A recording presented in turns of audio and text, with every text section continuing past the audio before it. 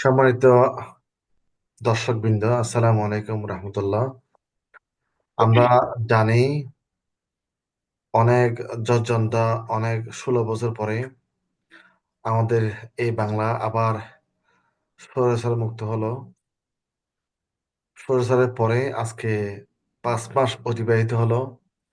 5 মাসেও আজকে যাকে নিয়ে আমরা আলোচনা করতে যাচ্ছি, সেই আলোচিত যুদ্ধাপরাধ মামলার দায়ী অভিযুক্ত এবং গ্রেপ্তারকৃত এটিএম আজহারুল ইসলাম এখনো সে কারাগারের অন্ধ প্রকোষ্ঠে কারারুদ্ধ।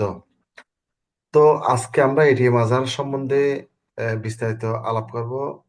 আলাপ করার জন্য আজকে আমাদের সাথে সংযুক্ত হয়েছেন চ্যানেল টুডের সাংবাদিক জনাব নুরুল ইসলাম ভাই।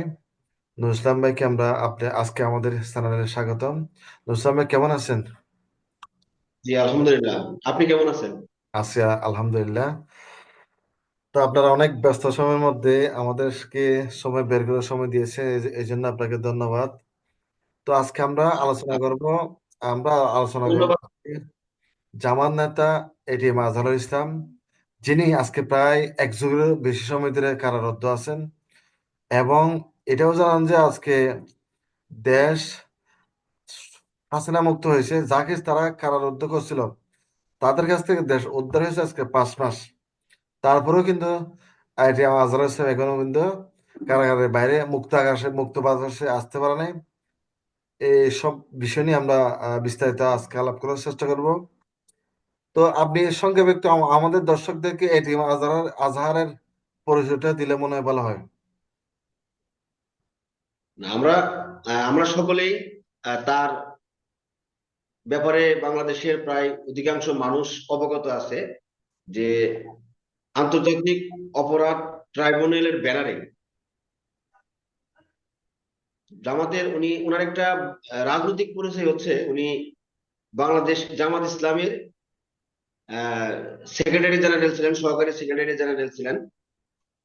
তাকে 2012 সালে 22শে আগস্ট তাকে মুক্তিযোদ্ধা একাত্তরের যে মুক্তিযুদ্ধ হয়েছিল সেটার মানবতা বিরোধী অপরাধে জড়িত থাকার অভিযোগে এটিএম আজহারুল ইসলাম সাহেবকে গ্রেপ্তার দেখানো হয়েছে এবং তার সেই বিচার ব্যবস্থা এখন আহ, বিচারাধীন অবস্থায় তার মামলাটা এখনো আছে। আমরা দেখতে পাচ্ছি যে আপনি যে আপনার আলোচনার শিরোনামে যে বলেছেন যে স্বৈরাচার পতনের 5 মাস অতিবাহিত হয়ে গেল, কিন্তু এখন পর্যন্ত এটিএম আজহারুলের ব্যাপারে কোনো সিদ্ধান্ত এখন আদালত থেকেও নেওয়া হচ্ছে না। এমনকি আমরা দেখতে পাচ্ছি তার যে রাজনৈতিক দল বাংলাদেশ জামাত ইসলাম, তারাও কিন্তু সেভাবে তাকে মুক্তি করার জন্য জোরালো দাবিও আমরা কিন্তু পত্রপত্রিকার মাধ্যমে বলেন, সামাজিক যোগাযোগ মাধ্যম বা মিডিয়াতে সেই বিষয়গুলো নিয়ে কিন্তু কোনো আলোচনা এখন বর্তমানে আমরা সেভাবে দেখছি না। এখানে এখানে সমস্যা কি, বা তার এই মামলার ব্যাপারে আইনি কোনো জটিলতা আছে কিনা, বা তার আইনজীবীদের কোনো জটিলতা আছে কিনা, বা আইনজীবীরা তার ব্যাপারগুলো নিয়ে উচ্চ আদালতে আপিল করতেছে কিনা, বা তাদের যে রাজনৈতিক দল, তাদের রাজনৈতিক দল হিসেবে এটিএম আজহারুল ইসলামকে মুক্ত করার জন্য আইনি যে প্রক্রিয়া, সে আইনি প্রক্রিয়া মেনটেনেন্স করার কারণে, না করার কারণে কি আজকে এটিএম আজহারুল ইসলাম এখনো এই বিচারাধীন অবস্থায় আছে, সেটা হচ্ছে আমাদের আসলে মূল আলোচনার বিষয় আর কি। এটিএম তার আজহার একটা দল আছে। এটিএম আজহারের দলের কোনো নেতাকর্মীর সাথে আপনার সম্পর্ক আছে কিনা?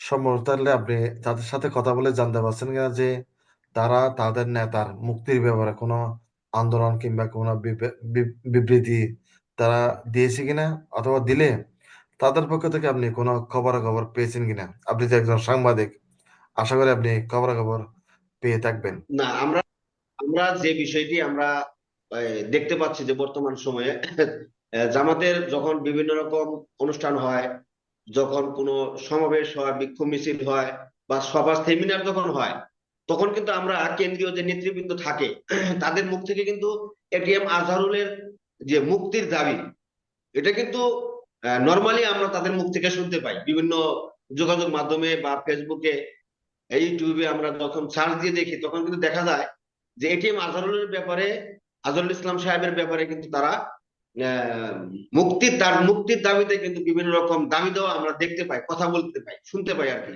কিন্তু এটা বাস্তবে মাঠে ময়দানে বা যেভাবে একটি জোরালো দাবির মাধ্যমে একটি জনমত সৃষ্টি করা, বা এটাকে একটা ইস্যু মনে করে বা এটাকে একটা ইস্যু রেখে এটিএম আজহারুল ইসলাম সাহেবকে মুক্ত করে আনার জন্য জামাতের কেন্দ্রীয় পর্যায় থেকে শুরু করে নিম্ন পর্যায় পর্যন্ত যে একটা আন্দোলন বা একটা দাবি, জোরালো দাবি, তেমন কোনো দাবি আমরা আমাদের চোখে তেমন পড়ছে না। আমরা একটা দেখতে পাচ্ছি বর্তমান সময়ে।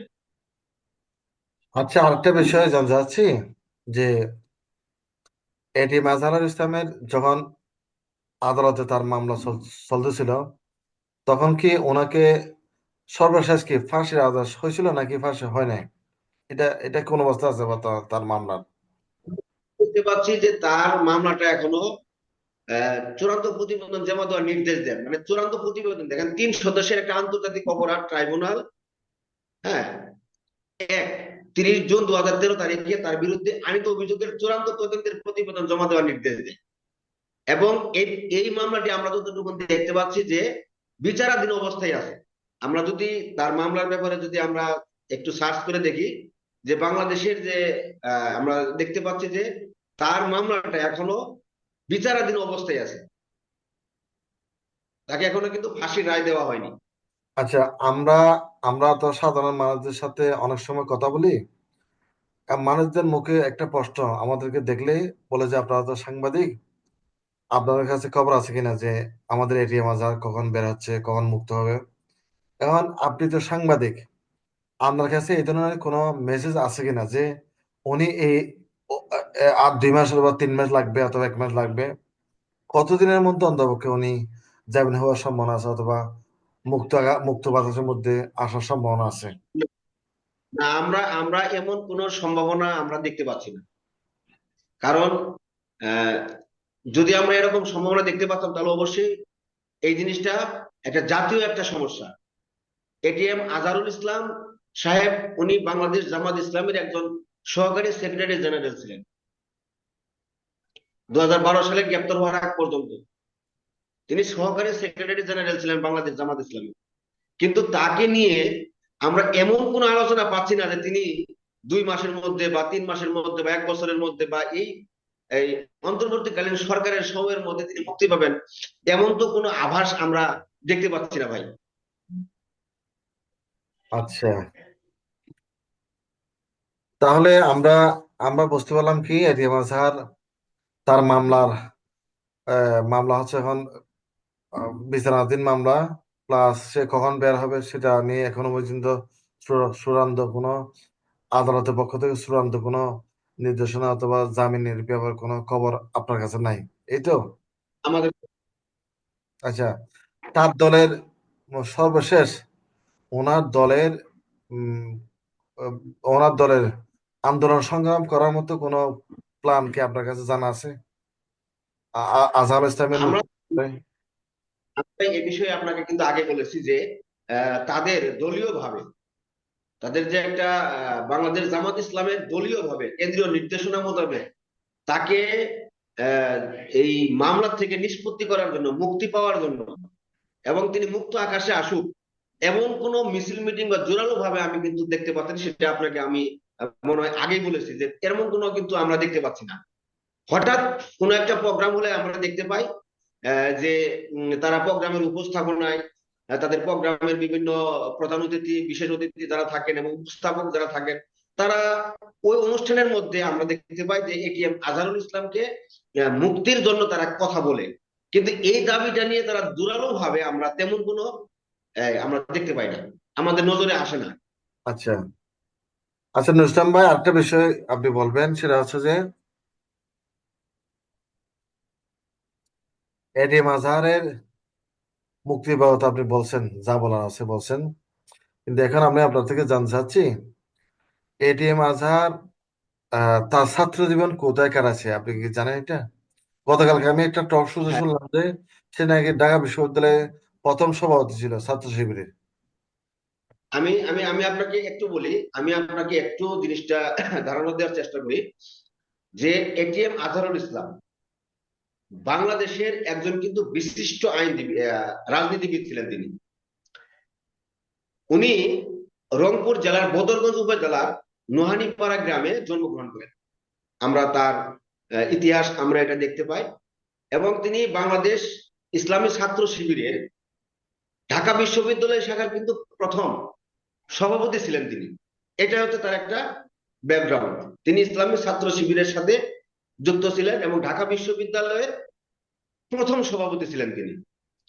পাশাপাশি তিনি যখন বৃহত্তর রাজনীতিতে অংশগ্রহণ করেন, ইসলামী ছাত্র শিবিরে যারা রাজনীতি করে আমরা সচরাচর যেটা দেখতে পাই যে তারা অবশ্যই বৃহত্তর আন্দোলন তাকে মনে করে ইসলামে বাংলাদেশ জামাত ইসলামীতে তারা যোগদান করে। সেই ধারাবাহিকতা আমরা তারা দেখতে পাই তার রাজনৈতিক জীবনে। তিনি 1996 সালে সংসদ সদস্য নির্বাচিত হন। 2001 সালেও আবার সংসদ সদস্য নির্বাচিত হন। পাশাপাশি 2008 সালের সাধারণ নির্বাচনে তিনি কিন্তু এই কি করেন, অংশগ্রহণ করেন। সংসদ সদস্য নির্বাচনে কিন্তু তিনি অংশগ্রহণ করেন। হ্যাঁ, আমরা দেখতে পাচ্ছি সেটা যে 1996 সালে, 2001 সালে, 2008 সালে জাতীয় সংসদ নির্বাচনে রংপুর 2 আসন থেকে কিন্তু তিনি নির্বাচনে অংশগ্রহণ করেন। কিন্তু আমরা এটা তার অতীত যে রাজনৈতিক ইতিহাস বা রাজনৈতিক ব্যাকগ্রাউন্ড থেকে আমরা সেটা জানতে পাই। তিনি যদিও নির্বাচিত হতে পারেন নাই, কিন্তু তিনি কিন্তু নির্বাচন করেন। একজন, আমি বলতে চাই সেই বিষয়টা, যে একজন তুখোর রাজনৈতিকবিদ 1971 সালের মীমাংসিত যে বিষয়টি, সেই মীমাংসিত বিষয়টাকে ইস্যু করে তৎকালীন সময়ের যে আওয়ামী লীগ সরকার একটি তথাকথিত আন্তর্জাতিক অপরাধ ট্রাইব্যুনাল গঠনের মাধ্যমে বাংলাদেশ জামাত ইসলামের কেন্দ্রীয় অনেক নেতৃবৃন্দকে আমরা দেখতে পেয়েছি যে তারা এই বিচারের মুখোমুখি করে তাদেরকে ফাঁসি দিয়ে হত্যা করা হয়েছে। তাদেরকে বিচারিক অবস্থায় হাসপাতালে চিকিৎসাধীন অবস্থায় অনেকে মারা গেছেন, শহীদ হয়েছেন, বা তারা তাদেরকে হত্যা করা হয়েছে এক প্রকার বলা যায়। তো এইভাবে আমরা দেখতে পাচ্ছি যে উনি ওনার ব্যক্তিগত জীবনটা অত্যন্ত বড়, মানে বলা বাহুল্য, বলা চলে যে উনি খুব নামী একজন ব্যক্তি ছিলেন। ঠিক আছে, আমরা এটাও দেখতে পাচ্ছি 2022 সালে তাকে মগবাজারের বাসা থেকে তাকে অ্যারেস্ট করা হয়, গ্রেপ্তার করা হয় এবং তার বিরুদ্ধে এই অভিযোগটা আনা হয়।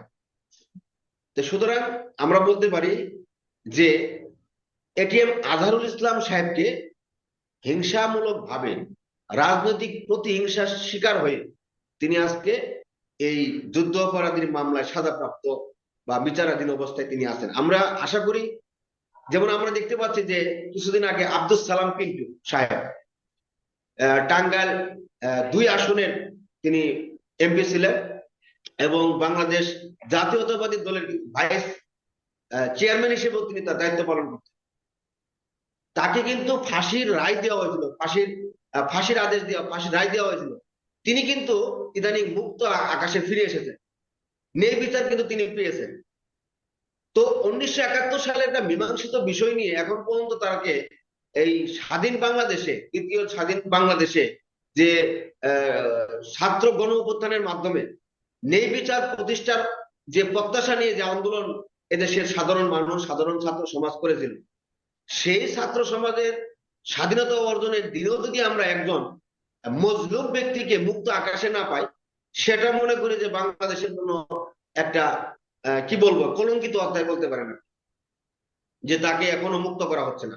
বা এ ব্যাপারে জামাতও দৃঢ় কোনো পদক্ষেপ নিচ্ছে না, জোরালো কোনো আন্দোলন বা জোরালো কোনো দাবি তারা কিন্তু সরকারের সামনে উপস্থাপন করছে না। এটা হতে পারে জামাতের একটি রাজনৈতিক কৌশল। আচ্ছা নুরসলাম ভাই, তাহলে আজকে আমরা এ পর্যন্ত আলোচনা রাখি।